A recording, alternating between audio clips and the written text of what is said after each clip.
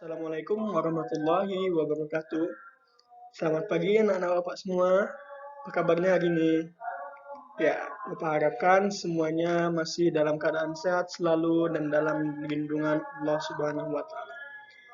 Baiklah, hari ini kita memasuki pembelajaran keempat, masih di tema 1 dan subtema 1. Baik, sebelum kita memulai pembelajaran, kita membaca dulu ya. Pembelajaran 4. Udin senang boleh meminjam buku kakaknya. Udin berterima kasih kepada kakaknya, mengucapkan terima kasih dengan santun dapat menjaga kerukunan. Ya, dari teks itu, ya, Udin sangat berterima kasih kepada kakaknya. Karena apa? Karena Udin telah diperbolehkan untuk meminjam buku kepada kakaknya. Jadi apabila kita diperbolehkan ataupun telah meminjam sesuatu, maka kita harus mengucapkan ya terima kasih. Kita harus mengucapkan terima kasih karena telah dipinjamkan buku contohnya. Dan dalam mengucapkan terima kasih pun dalam bahasa yang santun dan baik. Karena semua orang Bapak yakin menyukai orang yang santun dan ramah. Ayo kita mengamati percakapan di bawah ini.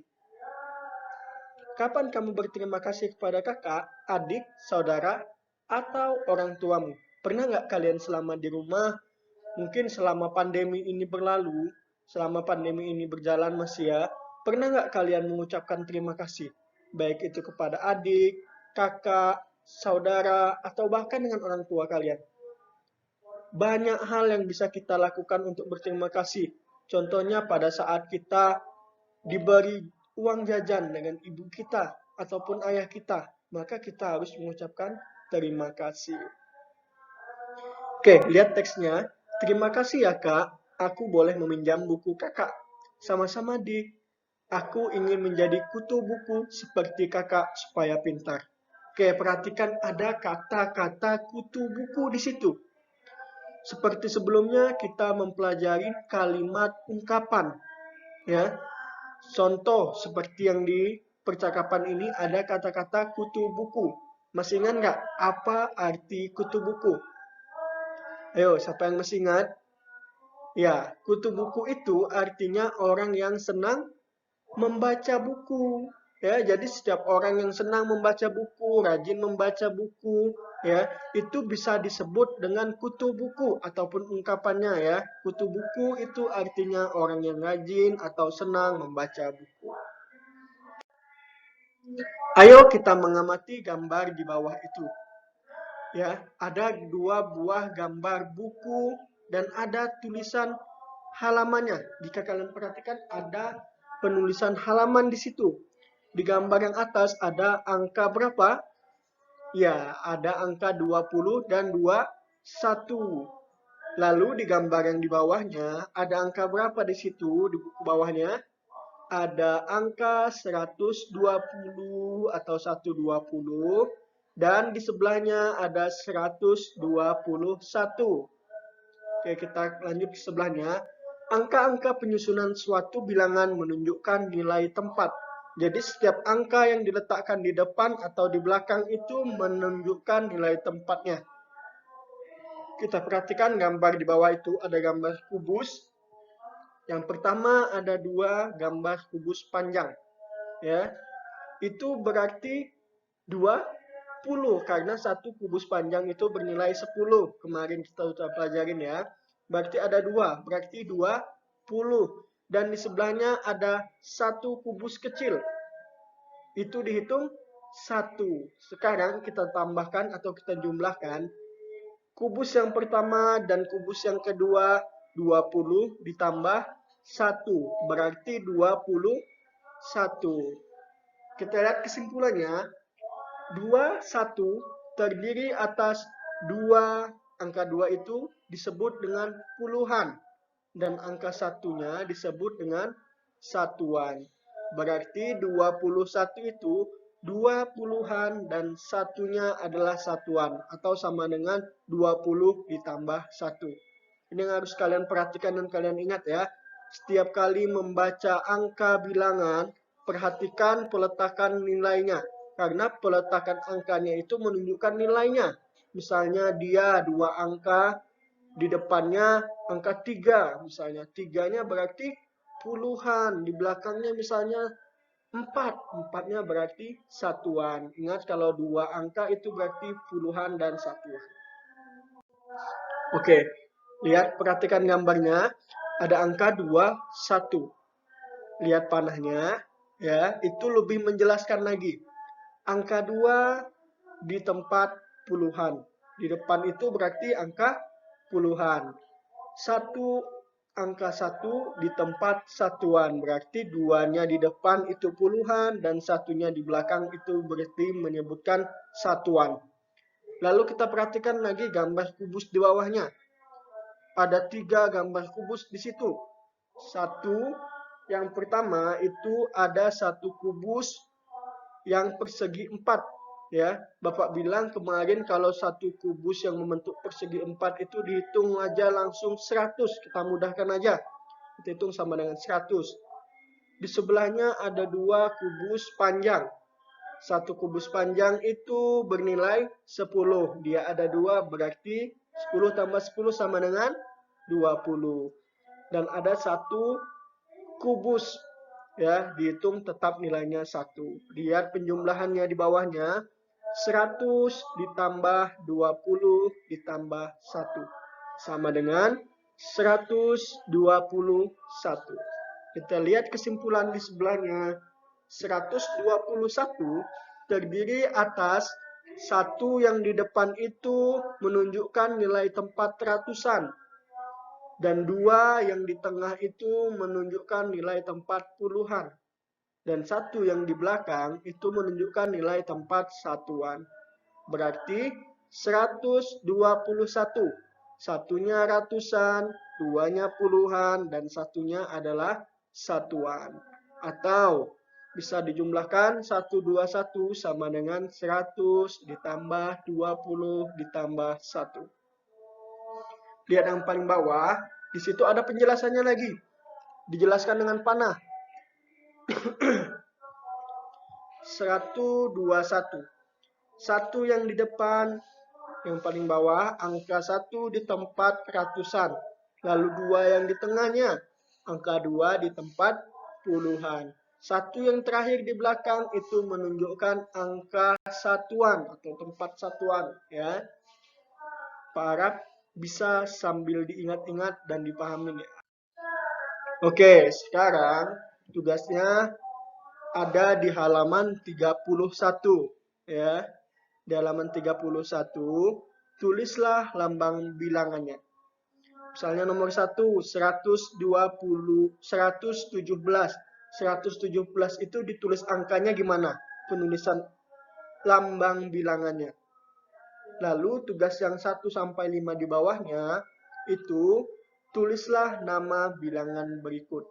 Ada 6, 3, 2. Di nomor 1 itu dibaca berapa? 6-nya di tempat ratusan, puluhan, atau satuan. 3-nya puluhan atau satuan. 2-nya puluhan atau satuan. Dibacanya gimana? Bapak kasih contoh. Misalnya ada angka 1, 2, 5. Itu dibaca 125. Ya, begitu juga untuk soal latihan nomor 1 sampai 5 yang di bawahnya. Atau kalau kalian mau melihat buku ada di halaman 31. Oke. Udin dan Mutiara berbicara santun. Kesantunan itu menunjukkan Udin dan Mutiara menjaga kerukunan. Udin dan Mutiara juga ramah kepada semua orang.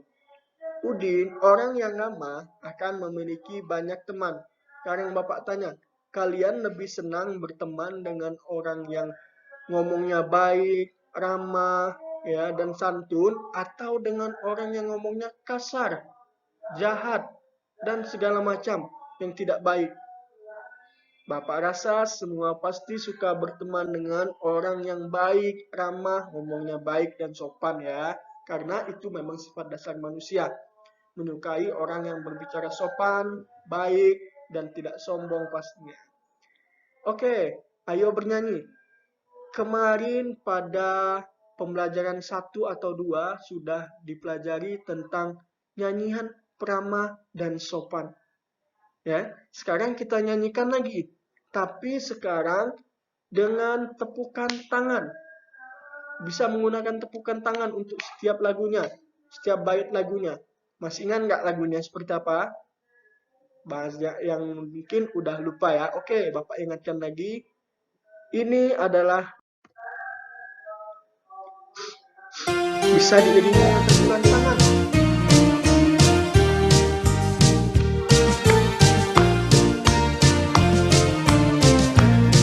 Di rumah bisa sambil diikuti ya.